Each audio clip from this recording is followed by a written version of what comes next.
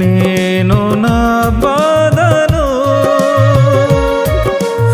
ఎవరితో ఎలా చెప్పను నా ప్రభువా, నా కళ్ళల్లో నా కన్నీరు ఎలా ఆపను,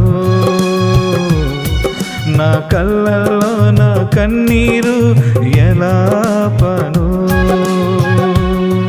నా బాధలన్నీ నీకే తెలుసయ్యా, నా బాధను నీతో పంచుకుంటనయ్యా. నా బాధలన్నీ